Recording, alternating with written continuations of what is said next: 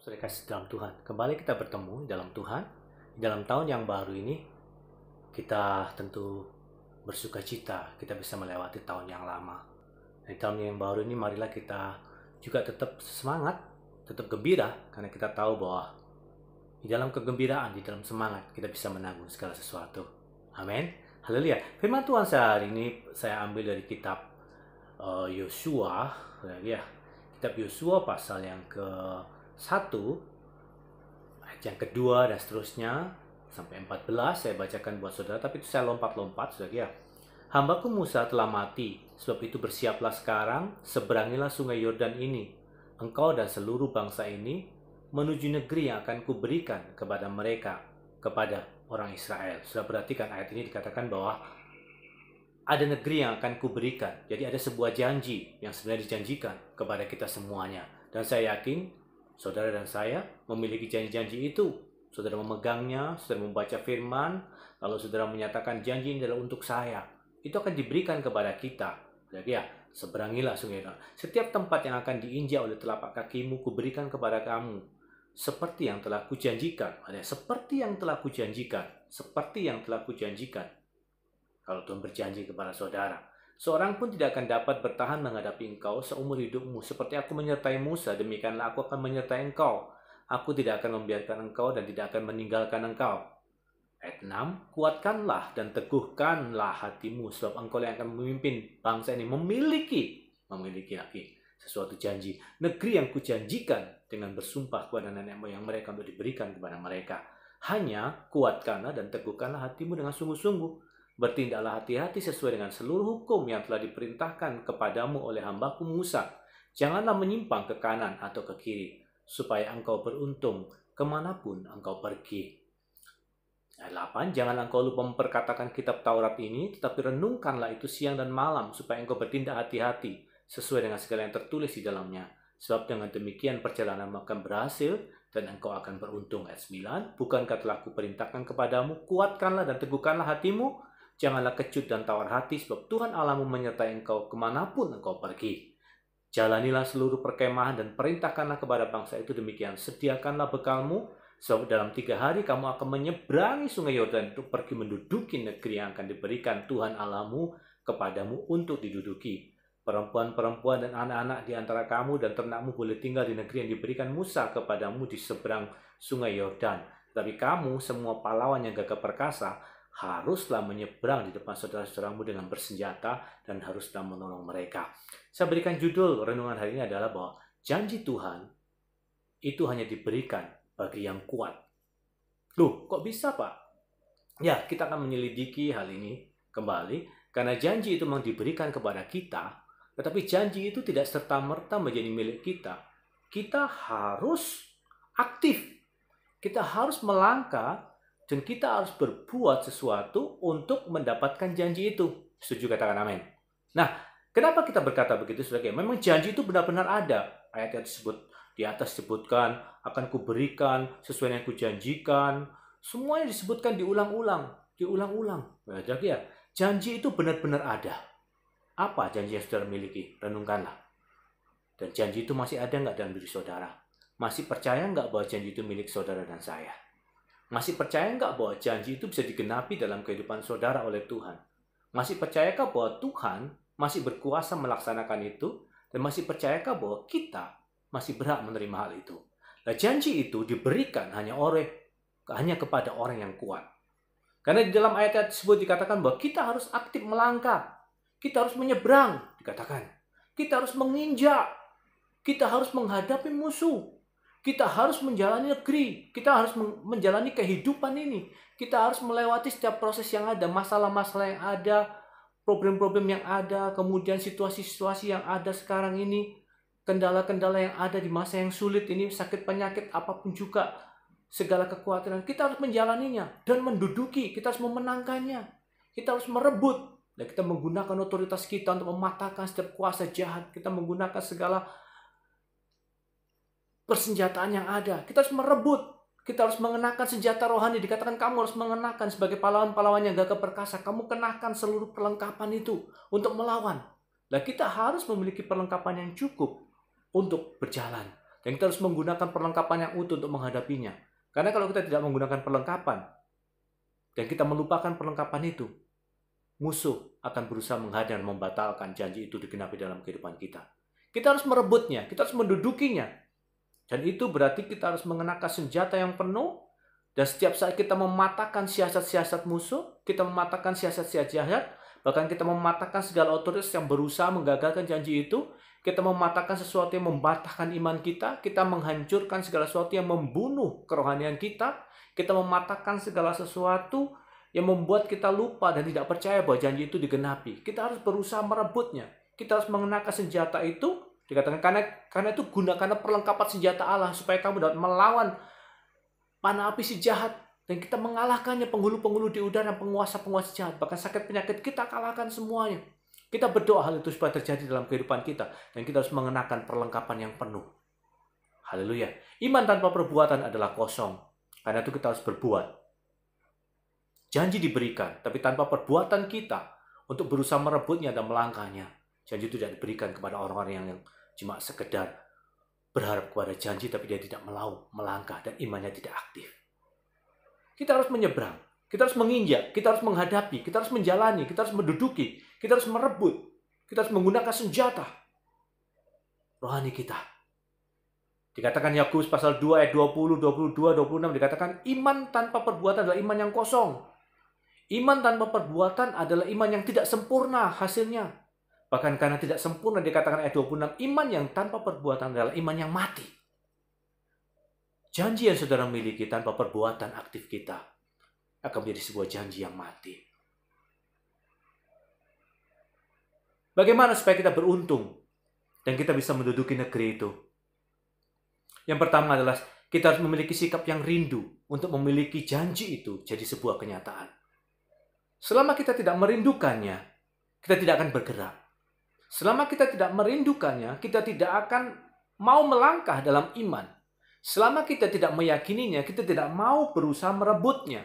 Selama kita tidak meyakininya dan tidak merindukan bahwa Tuhan campur tangan dalam kehidupan kita, kita tidak akan melangkah iman kita dan kita tidak akan berusaha praktek iman kita supaya janji itu menjadi milik kita. Sudah perhatikan di sana, sikap yang rindu untuk memiliki janji itu penting dalam kehidupan kita. Lalu selanjutnya dikatakan kuatkanlah dan teguhkanlah hati. Hati kita harus kuat dan teguh.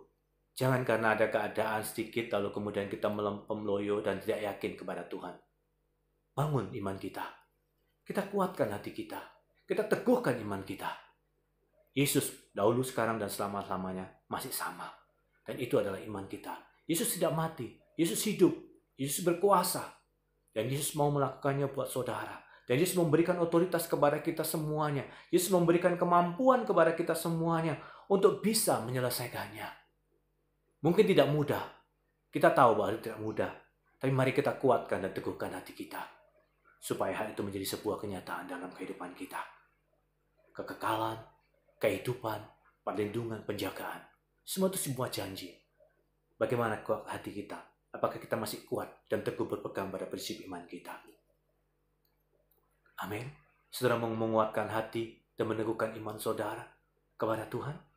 Karena itu adalah bagian saudara yang saudara harus rebut dan miliki. Selanjutnya dikatakan bertindaklah hati-hati sesuai dengan kitab suci yang tertulis. Bertindaklah hati-hati sesuai dengan hukum yang tertulis. Jangan menyimpang. Pengajaran-pengajaran modern, pengetahuan-pengetahuan modern akan datang kepada pikiran kita. Filsafat-filsafat, pengertian-pengertian yang baru akan muncul dalam kehidupan kita. Tapi dikatakan kamu harus bertindak sesuai dengan firman Tuhan. Karena janji itu adalah dikatakan oleh Tuhan. Dan kita untuk mengenapinya, kita harus mengikuti Tuhan. Karena yang berjanji adalah Tuhan dan kita harus mengikuti rule-nya Tuhan. Kita tidak boleh menyimpang daripada perkataan Tuhan. Kecuali yang menjanjikannya adalah orang lain. Mereka mempunyai prinsip dan hukum yang berbeda. Tapi kali ini kita percaya kepada Tuhan dan kita mengharapkan Tuhan memenuhi janjinya. Ya otomatis kita harus mengerti apa isi hati Tuhan dan apa syarat yang harus Tuhan minta daripada kita dan apa kerinduan Tuhan yang kita lakukan supaya itu menjadi kenyataan. Dikatakan jangan menyimpang ke kanan dan ke kiri. Bertindaklah sesuai dengan hukum yang aku tulis kepada kamu. Bertindaklah sesuai dengan hal-hal yang aku janjikan kepada kamu, dan di mana bagaimana aku mengharapkan hal itu bisa menjadi nyata buat hidup kamu. Tentu kamu mengerti, kamu lakukanlah sesuai dengan apa yang aku mau. Kalau engkau melakukan sesuai dengan yang orang lain mau, jangan berpikir aku akan sama dengan mereka. Karena apa yang ku mau berbeda. Apa yang kutulis, hukumku berbeda. Dan kalau engkau mau mengalami aku, lakukanlah hukumku. Setuju? Amin. Haleluya. Nah saudara, bertindaklah hati-hati sesuai dengan kitab suci. Kita terus bertindak hati-hati. Kalau ada kesalahan, ya kita minta maaf kepada Tuhan. Kita mohon ampun kepada Tuhan. Kita melangkah kembali. Kita bangun kembali. Kita luruskan pandangan kita kepada Kristus. Kita pandang Kristus. Kita lakukan sesuai dengan Kristus. Lalu dikatakan, perkatakanlah firman Tuhan. Perkatakan. Perkatakan. Iman itu berkata-kata. Amin. Iman itu berkata-kata. Iman itu berani berkata. Itu bisa menjadi kenyataan. Tidak mudah untuk berkata-kata. Karena seringkali kalau sudah berkata, mungkin orang lain akan tertawakan saudara. Orang lain akan menuduh saudara. Orang lain akan meremehkan saudara. Kayak yes ngomong kayak gitu. Kayak suci-suci ngomong begitu. Kayak benar sendiri aja ngomong. Tapi saudara berani. Hubungan saya dengan Tuhan. Kalau bahasa Jawa itu no reckon you. Gak usah menghiraukan yang lainnya. Kita fokus kepada Tuhan. Orang lain menasihati kalau sesuai dengan firman Tuhan, oke. Karena dia mendukung dan mensupport kita. Tapi kalau mereka mematahkan iman saudara kepada Tuhan, mematahkan pengharapan saudara kepada Tuhan, saudara berani memperkatakannya. Ini adalah janji Tuhan untuk aku. Aku percaya. Merenungkan siang dan malam. Renungkan itu siang dan malam. Renungkan janji Tuhan. Ketika kita merenungkan janji Tuhan, kita akan mengerti isi hati Tuhan. Ketika kita mengerti isi hati Tuhan, kita akan bertindak sesuai dengan kerinduan Tuhan. Ketika kita bertindak sesuai dengan kerinduan Tuhan, kita akan mengalami Tuhan. So simple sebenarnya. Dan Tuhan ingin menyatakannya kepada kita. Karena dia berjanji kepada kita. Dan kesenangan dia dalam menggenapinya kepada kita. Kesenangan dia dalam melihat umatnya betul-betul merindukan dan mempercayai bahwa janji itu ada. Dan bahwa dia yang berjanji itu betul-betul orang yang dapat dipercaya dan berkuasa. Dia ingin membuktikan kepada kita semuanya bahwa dia bukan Tuhan yang pendusta dan pembohong. Tinggal respon kita bagaimana. Apakah kita rindu memiliki janji itu? Apakah kita kuat dan teguh dalam pengharapan itu? Apakah kita mau bertindak hati-hati sesuai dengan firman Tuhan? Apakah kita memperkatakan firman Tuhan itu, merenungkannya siang malam, dan bertindak sesuai dengan hukum itu? Kalau kita bisa melakukannya, saya yakin dan percaya, seperti Tuhan menyertai Yosua, sehingga dia bisa menyeberang dan merebut tanah-tanah dijanjikan oleh Tuhan. Kita pun juga bisa berebut janji-janji Tuhan yang diberikan kepada kita. Kita juga bisa mengalami janji-janji Tuhan yang dijanjikan kepada kita semuanya. Karena kita percaya bahwa Tuhan Yesus tidak pernah berdusta. Tuhan Yesus berkuasa. Tuhan Yesus berjanji akan menyertai kita sampai kesudahan zaman. Tuhan Yesus berkata, aku juga ada bersama-sama dengan kamu dan tidak meninggalkan kamu yatim piatu. Aku memberikan Roh Kudus kepada kamu. Aku menyertai kamu sampai pada akhir zaman. Dan aku akan melindungi kamu daripada yang jahat. Aku memberikan otoritas kepada kamu untuk bisa melewati semuanya. Amin. Haleluya. Yang terakhir dikatakan, jangan kecut dan tawar hati. Sebab Tuhan Allahmu menyertai engkau kemanapun engkau pergi. Kepada saudara dan saya yang merindukan dia, yang menantikan dia, yang mengikuti jalannya dia, yang berani melangkah untuk merebut janji dan berjalan sesuai dengan instruksi Tuhan. Tuhan katakan, aku menyertai kamu. Aku menyertai kamu. Kepastian bahwa Tuhan menyertai kita akan membuat kita tidak kecut dan tawar hati.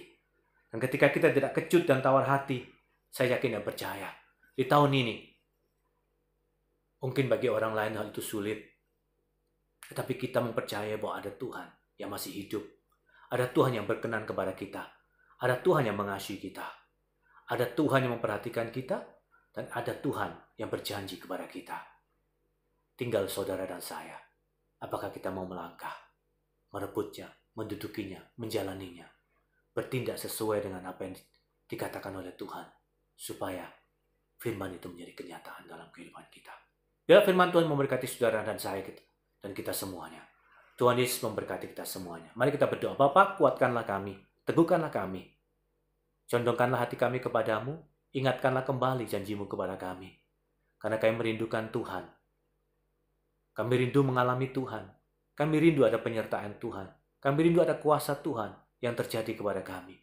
Kami rindu Tuhan menyatakan dirinya kepada kami. Dalam nama Tuhan Yesus, kami mengucap syukur di tahun yang baru ini. Kami minta pertolongan Tuhan. Minta kekuatan yang baru daripada Tuhan.